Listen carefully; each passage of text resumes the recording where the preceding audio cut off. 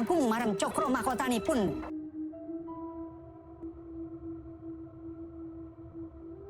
Kisah bermula di Semarang tepatnya tahun 1970. Kala itu warga desa sibuk berinteraksi di pasar tradisional Pandanaran.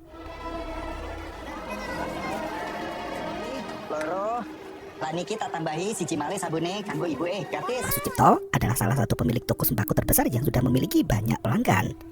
Pagi itu, ia sibuk melayani para pembeli yang memborong kebutuhan sehari-hari di tokonya itu. Saat Sucipto sedang sibuk-sibuknya melayani pelanggan, Sardi bersungut-sungut karena dagangannya tak ada yang laku. Mbak, monggo.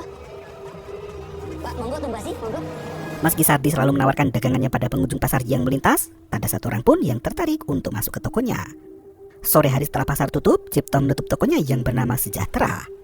Seperti orang zaman dulu pada umumnya, uang yang diperoleh hari itu diikat menggunakan karet gelang agar tidak berceceran dan hilang. Malam harinya, Cipto baru sampai di rumah sakit Bakti Wiratama untuk menjenguk anaknya yang sedang sakit keras. Ia menunjukkan setumpuk uang pada Marni, istri tercinta. Cipto berkata, uang itu bisa digunakan untuk biaya operasi ginjal anak sulungnya. Marni sampai menahan tangis sambil memangku anak kedua mereka yang masih kecil mungil bernama Syifa. Setelah mengurus dokumen dan administrasi, Ardi masuk ke ruang operasi. Dokter memberikan obat anestesi yang membuat anak itu tak sadarkan diri. Saat membuka mata, pagi sudah menjelang pukul 7. Ardi langsung bangkit dan duduk sendiri hingga membuat suster sedikit panik. Sebentar ya, suster panggilkan dokter dulu.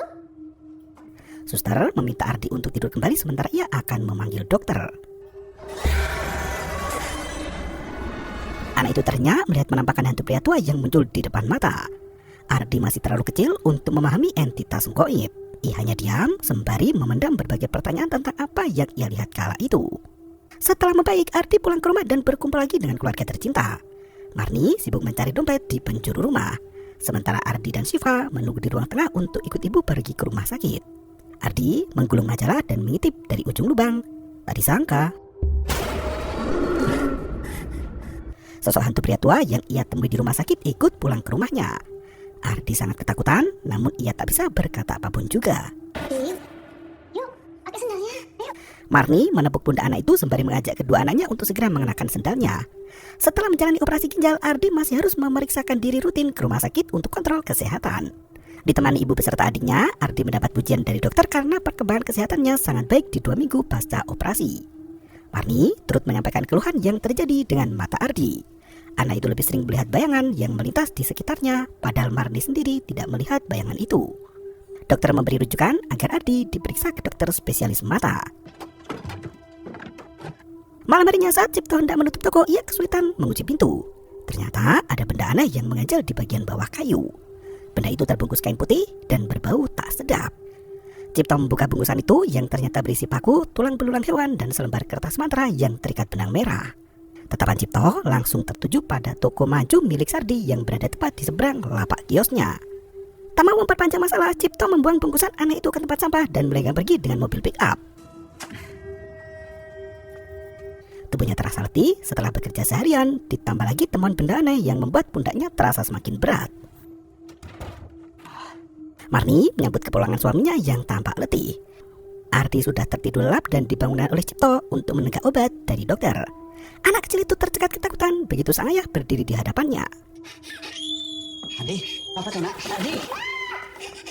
Ardi bersembunyi di balik tubuh ibunya sembari berkata jika di atas pundak ayahnya ada sosok perempuan berwajah mengerikan.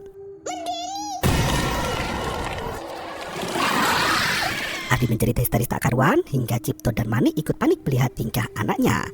Mereka meminta bantuan orang pintar bernama Rustam untuk memeriksa kondisi Ardi. Setelah memberikan beberapa pertanyaan, Rustam menduga mata batin Ardi tak sengaja terbuka saat menjalani operasi ginjal. Hal tersebut bisa terjadi pada anak-anak yang mengalami masa kritis dalam hidupnya. Ardi bisa melihat makhluk tak kasat mata dan ketakutan dengan sosok iblis yang ikut Cipto pulang dari pasar. Rustam pun mengusir makhluk itu dan kini Ardi bisa menatap sang ayah dengan tenang tanpa merasa ketakutan. Cipto meminta bantuan agar mata batin Ardi ditutup kembali. Ia merasa kasihan pada anak kecil itu karena selalu ketakutan dan berteriak histeris bahkan sampai demam tinggi. Rustam menegaskan mata batin Ardi sudah tidak bisa ditutup kembali, namun jendela penglihatannya bisa dipersempit. Ardi hanya akan melihat hantu yang mau menampakkan dirinya saja. Rustam memberi satu syarat, yaitu Ardi dilarang pergi ke pasar untuk menghindari kejadian yang tak diinginkan. Apalagi pasar adalah tempat jual beli dan berkumpulnya banyak manusia dengan segala peringainya. Berbagai kejahatan pun terjadi di satu tempat itu yang mengundang banyak jin kafir untuk ikut menjalankan aksinya. Karena seburuk-buruknya tempat adalah pasar, maka Ardi harus dijauhkan dari tempat itu. Rustam mengungkapkan ada beberapa pedagang pasar yang sengaja bersekutu dengan makhluk gaib untuk membuat dagangannya laris ataupun untuk menyingkirkan pesaingnya. Kemusyrikan, ada pesugihan dan santet. Dan film pun dimulai. 13 tahun setelah kejadian itu, Ardi bersama keluarganya sudah pindah ke rumah besar yang lebih nyaman di tengah kota. Mereka memiliki anggota keluarga baru yaitu Arif yang masih duduk di bangku sekolah dasar. Arif tak mau berhenti ambil lauk hingga telur ceplok buatan Botin habis dilahap sendiri. Marni terpaksa meminta Botin untuk membuatkan telur ceplok lagi. Arif menunjukkan buku bacaan barunya yang diperoleh dari seorang teman. Buku itu berjudul Dunia Tak Kasat Mata, karangan Daud Mokhtar. Ia bertanya pada kakaknya Ardi apakah gambar penampakan di buku itu sama seperti aslinya. Ardi hanya terdiam dan berkata jika teman Arif gemar mengarang cerita. Syifa ikut gemas melihat tingkah adik kecilnya itu dan mencubit tangannya. Marni ikut bergabung di meja makan dan menanyakan kapan hari terakhir membayar uang kuliah Ardi. Karena hari itu adalah batas waktu pembayaran kuliah, Ardi diminta pergi ke pasar untuk minta uang ke bapaknya. Ardi terdiam sejenak karena selama ini pasar menjadi tempat paling dihindari olehnya. Nasnya, Marni dan Botin harus pergi ke rumah saudara sementara Syifa dan Arif pergi sekolah. Marni menasihati Ardi untuk bergegas dan jangan menoleh kanan kiri saat berada di pasar nanti. Sebelum ke kampus, Ardi menyempatkan diri bertemu ayahnya yang sibuk bekerja di dalam pasar. Begitu turun dari motor, ia langsung menundukkan pandangan. Ardi mempercepat langkah agar segera tiba di kios sang ayah. Begitu melintas di depan warung makan, Ardi ternyata melihat penampakan hantu wanita tua yang sibuk meludahi makanan para pelanggan.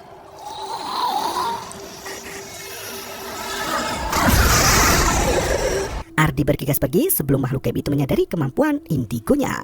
Langkahnya kembali terhenti saat beberapa orang terlibat pertengkaran hebat sampai memblokir jalan. Ardi kembali melihat penampakan hantu pria gundul yang memiliki banyak tangan. Pemuda itu berlari memutari jalan agar segera sampai ke tujuan. Saking terburu-burunya, Ardi tak sengaja bertuburkan dengan pria bernama Wicak yang sedang membawa barang. Wicak langsung marah-marah dan memaki Ardi yang jalan tak pakai mata. Ardi tanti meminta maaf hingga pria itu melenggang pergi. Penjaga toko yang melihat kejadian itu berusaha untuk menenangkan Ardi. Ia bercerita jika Wicak masih pusing karena 2 minggu lalu anak Wicak baru saja meninggal dunia. Ardi berterima kasih dan melenggang pergi ke toko Sejahtera. Ia naik ke lantai 2 di mana Pak Sardi sedang sibuk memaki ayahnya. Bukan urusanmu. Angel, wes, sakarepmu. Tak disangka ternyata Sardi adalah kakak Cipto sendiri. Ardi langsung menyapa Pak D-nya itu sembari mengeluarkan tangan untuk berjabat tangan. Anehnya, Sardi tampak sangat benci dengan keluarga adiknya sendiri. Cipto sampai heran melihat sikap Ardi yang terus memusuhi keluarganya sendiri.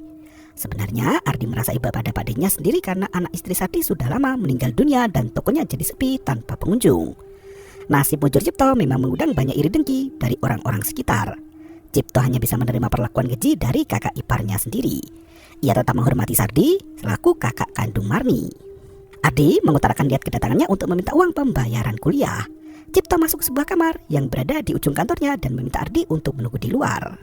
Setelah mendapatkan uang itu, Ardi memberanikan diri untuk melintasi pasar yang banyak setannya. Ia berjalan cepat hingga tak sengaja menabrak orang yang melintas. Uang dalam amplop coklat itu terjatuh dan terlihat oleh Wicak. Sambil mengambil amplop itu, Ardi bisa melihat deretan hantu wanita yang berdiri di sekitar penjual beras. Ardi langsung ketakutan hingga Wicak ikut kebingungan. Malam harinya Ardi meminta adiknya Arif untuk memijat kepalanya yang terasa pusing. Arif berkata energi kakaknya habis tersedot oleh penghuni gaib yang terlalu banyak di pasar. Syifa ikut bergabung dalam obrolan malam itu di mana Arif memaksa Ardi untuk menceritakan penampakan apa saja yang dilihat ketika masuk pasar. Ardi hanya terdiam mendengar ucapan Arif yang tanpa antusias melihat sosok Ratu Kidul dari pantai selatan. Arif meyakini perempuan yang datang ke pantai dengan mengenakan baju hijau akan diseret dan digulung oleh ombak. Syifa membungkam mulut Arif dengan tangannya hingga si kecil itu menggigit tangan Syifa. Marni berteriak dari luar kamar mengingatkan anak-anak untuk segera tidur. Ardi meminta Arif untuk berhenti membicarakan hal mistis karena memiliki indera keenam itu bukan suatu hal yang menyenangkan. Di tempat lain, Cipto baru saja menutup kios di pasar dan melihat ada gagak hitam bertengger di depan kios. Kali ini Cipto menemukan bungkusan kain hitam yang diikat dengan pita merah. Lagi-lagi ia langsung membuka bungkusan itu dan berisi tengkorak monyet. Cipto berjalan keluar pasar namun ia merasakan ada sesuatu yang mengikuti langkahnya. Sardi ikut merasakan hawa tak tenang yang menyeruak di penjuru pasar. Sesampainya di mobil, Cipto berteriak kencang untuk menantang gelut. Karena tak ada siapapun yang menyaut tantangannya, Cipto langsung membuang bungkusan hitam itu ke tempat sampah dan pulang ke rumah. Marni mengusap pundak Cipto yang kelelahan. Di malam yang kian larut, Cipto tidur sendiri di kamar karena Marni menemani Syifa yang ketakutan. Cipto mendapat mimpi buruk di mana tubuhnya terikat di ranting pohon tinggi. Ia melihat gagak hitam beserta pita merah yang menjuntai di dahan kering. Cipto bisa melihat seorang dukun yang sedang merapalkan mantra sihir. Sukmo. Sopo kowe? Siji loro. Dukun itu memanggil satu jenis pencabut nyawa yang disebut Suanggi. Suanggi. Rawuh. Dukun wanita itu menghampiri Cipto dan mentransfer energi jahat melalui kepulan asap putih di mulutnya. Cipto sama sekali tak bisa membela diri karena tubuhnya diikat kencang. Dukun itu berteriak bahwasanya keluarga Cipto akan tersiksa satu persatu. Seketika itu tulang di tubuh Cipto terlipat dengan sendirinya hingga terlepas dari persendian. Cipto hanya bisa berteriak kesakitan dan... Ardi sempat mendengar teriakan dari kamar sang ayah dan memeriksa kondisinya. Cipto masih tertidur lelap di mana Ardi tidak mau menaruh curiga. Saat pemuda itu pergi, bayangan tangan setan muncul di balik pintu. Pagi harinya, Cipto langsung naik badan di mana tubuhnya demam tinggi. Saat makan bersama keluarga, tubuh pria itu makin tak karuan dan Cipto memuntahkan banyak darah disertai belatung yang masih menggeliat. Cipto sampai jatuh pingsan dan langsung dibawa ke rumah sakit terdekat. Setelah dilakukan pemeriksaan, dokter berkata semua organ dalam Cipto baik-baik saja. Mereka membutuhkan observasi lebih lanjut dan menyarankan untuk opnam 2 hari. Cipto menolak ditinggalkan sendirian di rumah sakit. Ia memilih untuk pulang bersama anak istri. Karena dokter belum mengetahui penyebab pasti dari penyakit yang diderita Cipto, tetangga yang menjenguk memberi saran agar Cipto diperiksa pada orang pintar. Mereka takut ada orang yang sengaja mengirim santet karena iri dengan toko Cipto yang paling laris di pasar. Cipto menegaskan jika dirinya tidak percaya dengan hal-hal klinik. Ardi membaca buku mistis yang dipinjam Arif dari temannya. Ia membuka bab 5 tentang santet. Buku itu menjelaskan berbagai santet yang bisa dikirim menggunakan makhluk gaib untuk melukai dan membunuh seseorang. Pagi harinya Marni menggantikan tugas Cipto berjualan di pasar. Ia meminta Ardi untuk menjemput setelah petang tiba. Sardi menyapa adik kandungnya itu dan menitipkan jamu untuk Cipto. Marni memberikan jamu itu pada Ardi agar segera dibawa pulang dan Cipto bisa meminum jamu itu. Tanpa basa-basi, Ardi langsung membuang jamu itu saat perjalanan pulang. Siang harinya, Arif pulang ke sekolah dengan berjalan kaki, di mana burung gagak hitam bertengger di atap rumahnya. Batin izin pamit pulang karena ada urusan nanti sore. Saat Arif hendak makan, ia terhenyak mendengar suara aneh dari lantai 2. Pintu kamar sang ayah terbuka dengan sendirinya di mana Cipto tertidur pulas tak bertenaga. Arif menutup pintu kamar sang ayah, namun pintu ruangan lain kini terbuka dengan sendirinya. Di depan pintu itu, Arif menemukan bungkusan hitam yang diikat pita merah. Ia langsung membuka bungkusan yang berisi tengkorak monyet. Angin berhembus kencang menerpa jemuran dan daun kering di halaman. Arif yang ketakutan berlari masuk rumah sambil mengunci pintu. Setelah kejadian itu, malam harinya Arif langsung demam. Di malam yang kian larut, Arif tak bisa tidur dengan nyenyak karena demamnya tak kunjung reda. Ardi beranjak dari kamarnya untuk mengambil es dan mengkompres kening Arif. Saat berada di dapur, sosok bayangan hitam melintas di sudut ruang dan membuat listrik bergejolak hebat. Lampu meja yang menyala turut berkedip begitu entitas mistis menabrak aliran listriknya. Ardi terhenyak melihat pintu kamar sang ayah terbuka perlahan. Ia memeriksa ke dalam kamar di mana Cipto dan Marni tidur dengan tenang. Cipto merasa tersedak sampai kesulitan nafas. Anehnya, jangkrik berukuran besar keluar dari mulut pria itu dan berterbangan mengitari kamar. Ardi dengan sigap menangkap serangga itu dan membunuhnya.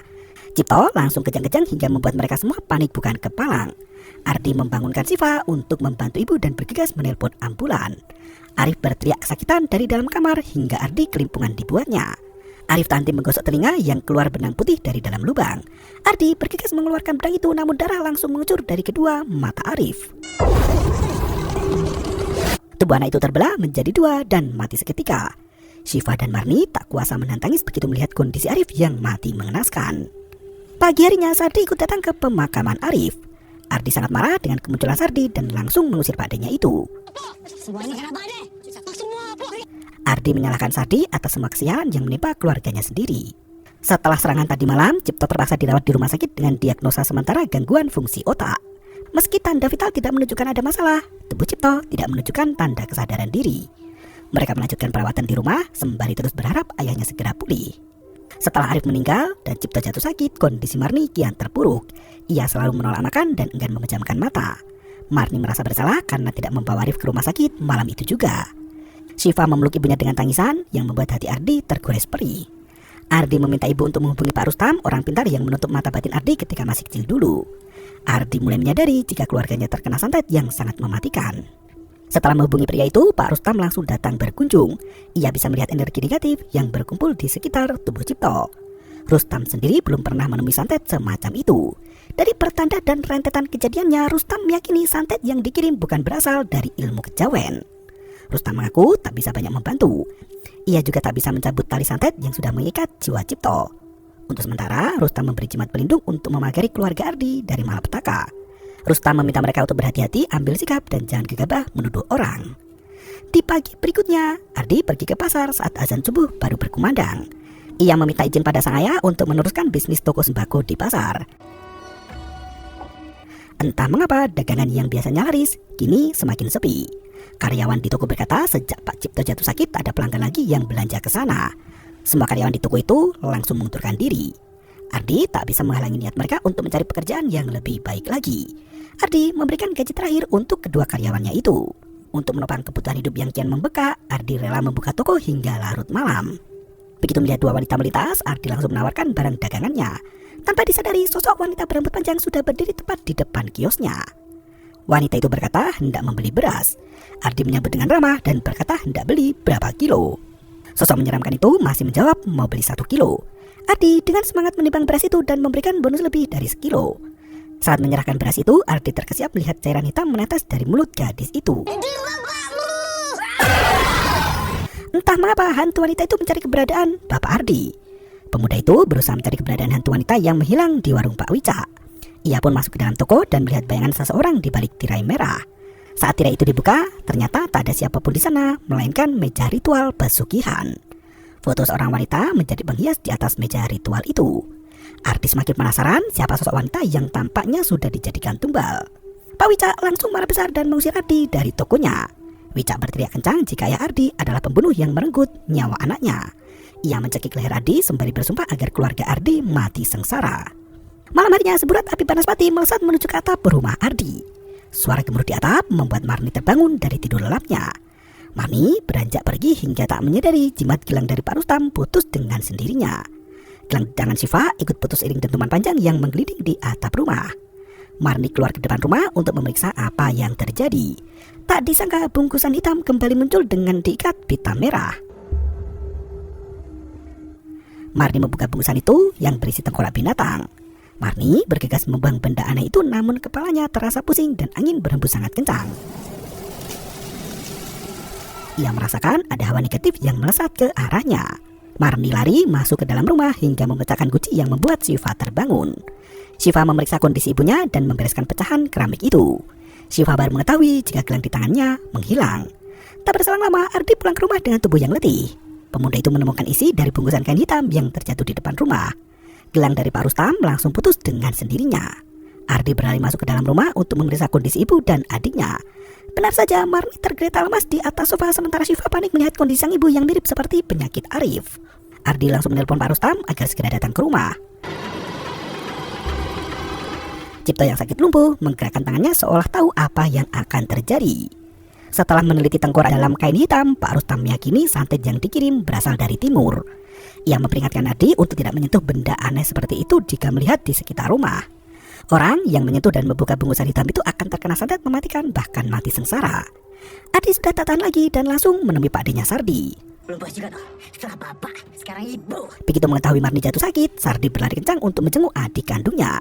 Sardi menegaskan dirinya tidak pernah menyantet siapapun juga. Ia berbalik menuduh Cipto sebagai orang yang gemar main santet. Sardi pun terpaksa membuka aib masa lalu Cipto di hadapan Ardi. Pria itu dulu sempat terkena PHK saat terjadi stagflasi di tahun 1970. Saat itu kehidupan Cipto dan Marni sangat pas-pasan, bahkan jauh dari kata layak. Cipto meminta tolong pada Sardi untuk menempati salah satu kios kosong di pasar. Sardi pernah memergoki Cipto sedang membuka bungkusan buhul dari orang syirik.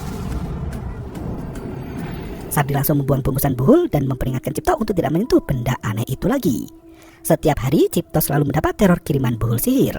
Seiring berjalannya waktu, pelanggan toko Cipto mulai berkurang sedikit demi sedikit. Bahkan tak ada seorang pun yang mampir ke toko itu. Ardi yang masih kecil ditimpa berbagai macam penyakit.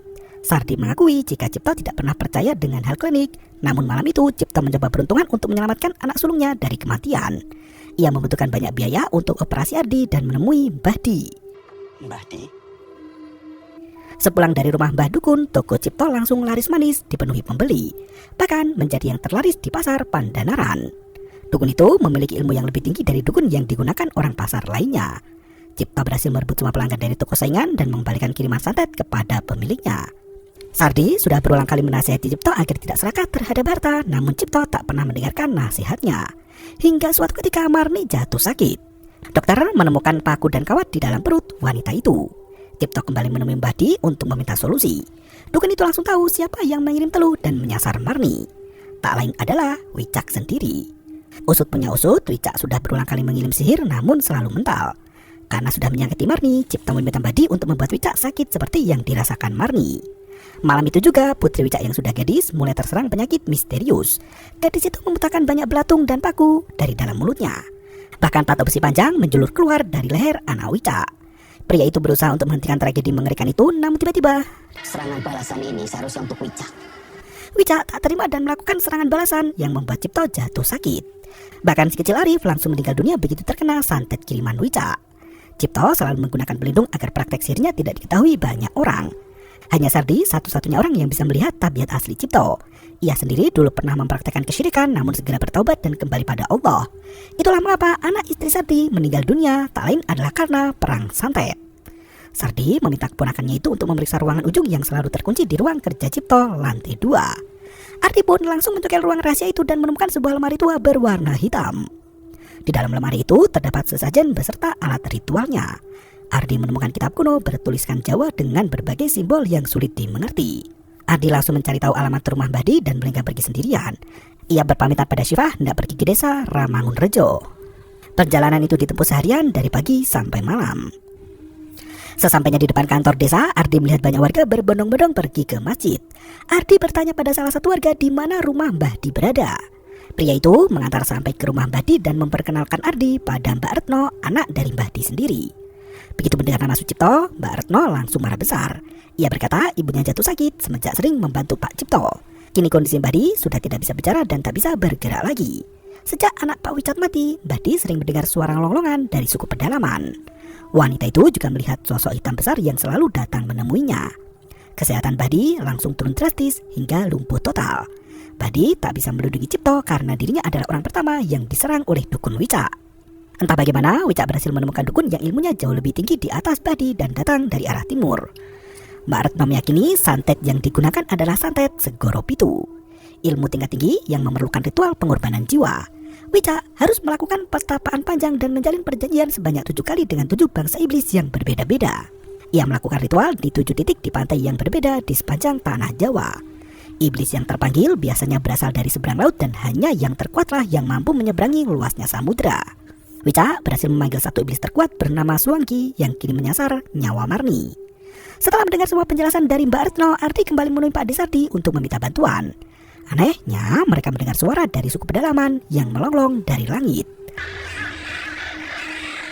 Ade, ibu, Ade. Ardi langsung membawa Pak Desardi untuk pulang menyelamatkan sang ibu. Di waktu yang sama, Marni meminta dibuatkan teh hangat. Syifa langsung melenggang pergi ke dapur dan meninggalkan Marni sendirian di dalam kamar. Burung gagak bertengger di jendela kamar itu di mana bayangan iblis hitam besar merasuki tubuh Marni.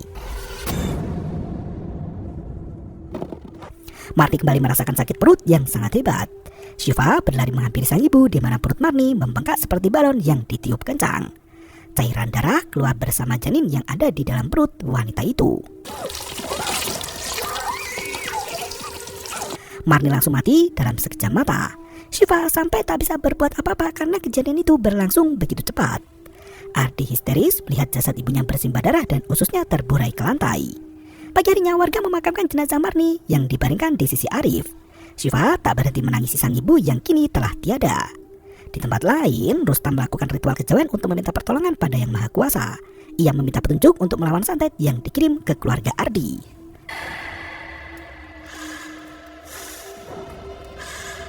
Ardi menatap wajah ayahnya dengan penuh rasa kecewa.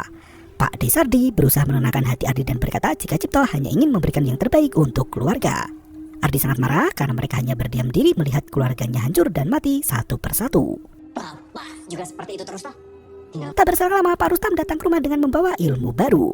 Dari hasil semedi selama berhari-hari, Pak Rustam berhasil menemukan cara untuk menghentikan santet itu. Pak Cipto harus diruat dengan menggunakan air 7 titik pantai tempat Wicak melakukan ritual. Ia meminta Ardi untuk pergi ke 7 pantai dan mengambil air di sana. Prosesi ruatan akan dilakukan di hari yang sama dengan weton Pak Cipto sebelum jatuh pukul 8 malam. Mereka masih punya waktu 5 hari untuk menyiapkan segala kebutuhan ruatan. Untuk melindungi diri, Pak Rustam menyarankan agar mata batin Ardi dibuka sepenuhnya. Dalam proses ruatan itu, Ardi harus menghadapi 7 sosok iblis yang ditugaskan Wicak sebagai penjaga 7 titik. Khawatir dengan nasib ponakannya, Pak D. Sardi bersikeras hendak menemani Ardi. Pak Rustam tak setuju karena ia membutuhkan 1 orang untuk menyiapkan proses ruatan. Akhirnya, Syifa yang akan menemani Ardi mengambil air di 7 titik pantai. Agar mereka berdua selamat, Pak Rustam membuka mata batin Syifa dan Ardi sepenuhnya. Dengan kembang 7 rupa, mereka menjalani ritual pembukaan mata batin. Saestunipun ingkang sampun. Setelah ritual selesai, pagi harinya Syifa dan Ardi memulai perjalanan dari arah timur ke barat. Mereka pergi ke pantai Watu Ulo dan mengikuti insting indera keenamnya untuk menentukan air mana yang diambil. Sementara itu, Pak D. Sardi selalu memperbarui sesaji yang ada di kamar Cipto. Pagi itu, ia melihat burung gagak bertengger di jendela seolah hendak menunggu kapan Cipto mati. Rustam memukul alat musik tradisional Jawa sembari melantunkan tembang untuk memohon perlindungan pada Sang Hyang Widi. Setelah berjalan cukup lama, Ardi dan Syifa berhasil menemukan titik itu. Mereka melihat papan altar gaib yang digunakan untuk menjaga titik pantai dari penglihatan manusia biasa. Ardi mengambil air dengan kendi dan tali, sementara Syifa mematikan lilin.